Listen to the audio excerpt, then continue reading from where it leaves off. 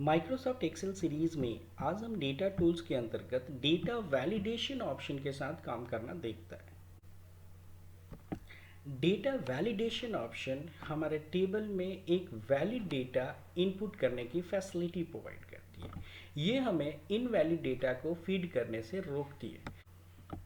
Suppose हमें एक table prepare करना है, सो हम डेटा वैलिडेशन ऑप्शन की मदद से उस टेबल के फील्ड में किस टाइप का डेटा एंटर होना है, इस डेटा के वैलिडिटी को हम स्पेसिफाई कर सकते हैं, जिससे कि हमारा टेबल का डेटा एक्यूरेट रहे। सपोज हम लोग एक प्रोडक्ट टेबल बना रहे हैं जिसमें हमने प्रोडक्ट आईडी दिया, प्रोडक्ट नेम, प्रोडक्ट कॉस्ट, उसकी क्वांटिटी एंड टोटल अमाउंट। अब यहाँ पे product ID PR1, PR2, PR3, PR4, PR5 specify कर दिया। प्रोडक्ट नेम हमने लिया monitor, CPU, keyboard, mouse and UPS। इसकी कॉस्ट स्पेसिफाई कर सकते हैं हम यहाँ 4000, 5000, 250, माउस, UPS। उसी तरह से जब क्वांटिटी की बात आती है तो क्वांटिटी फील्ड को सेलेक्ट करते हैं, डेटा वैलिडेशन पे आते हैं। यहाँ से हम एक वैलिडेशन रूल स्पेसिफाई करते हैं। क्या? Allow, yes. क्वांटिटी डेसिमल में होगा। मिनिमम परचेजिंग हमारा 5 पीस होगा और मैक्सिमम परचेजिंग 20 पीस होगा। इसके साथ साथ यूजर्स को समझने के लिए इनपुट मैसेज भी छोड़ सकते हैं।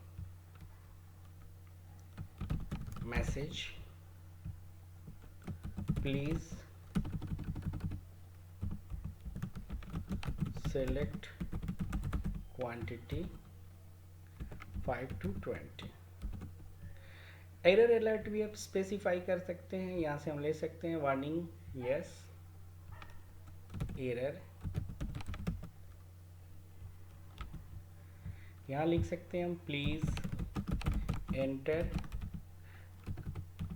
Right value. ओके करते हैं। अब आप आते हैं क्वांटिटी फील्ड में। जैसे ही हम क्वांटिटी फील्ड में आते हैं हमें मैसेज आता है please select quantity 5 to 20। Yes, monitor suppose 6 piece, जिसकी टोटल कैलकुलेट कर लेंगे।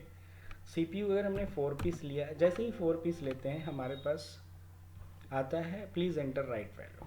कंटिन्यू, यस करते हैं, आगे कंटिन्यू कर जाता है।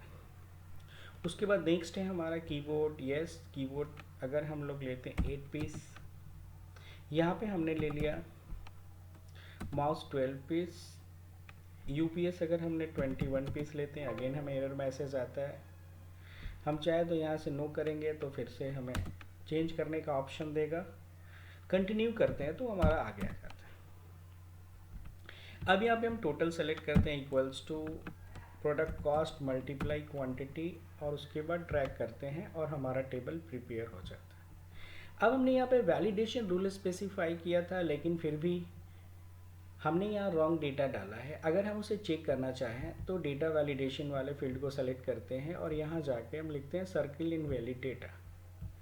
अब आप देखेंगे जहाँ पे हमारा इनवैलिड डेटा है, मतलब हमने रूल को ब्रेक किया है, वो सर्कल हो जाता है। अब आपके पास ऑप्शन है कि आप उसे करेक्ट करिए या फिर आप सर्कल को क्लियर करना चाहें तो क्लियर कर सकते हैं। सो आपने देखा डेटा वैलिडेशन की मदद से हम लोग किसी भी फील्ड की डेटा की एक वैलिडिटी स्पेसिफाई कर सकते हैं कि उस फील्ड में कौन सा डेटा मान्य होगा। ये आप किसी भी टाइप के डेटा को स्पेसिफाई करने के लिए डेटा वैलिडेशन रूल अप्लाई कर सकते हैं, क्योंकि डेटा वैलिडेशन के समय आपने देखा कि उसमें अलग अलग टाइप के डेटा सेलेक्ट करने की फैसिलिटी थी।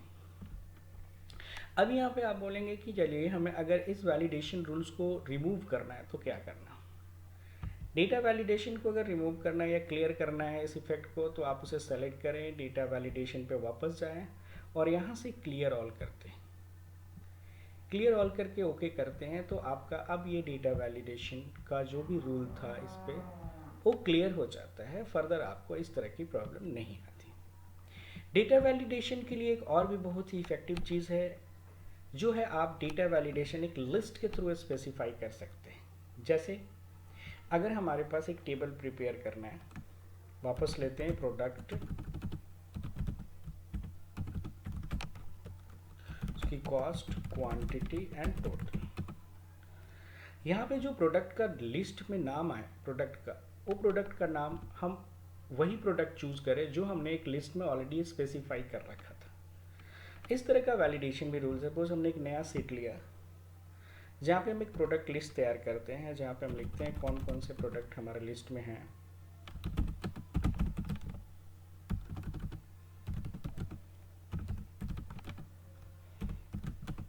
ये हमारा प्रोडक्ट लिस्ट है, इसको सेलेक्ट कर लेते हैं, इसको एक टेबल का रूप दे देते हैं।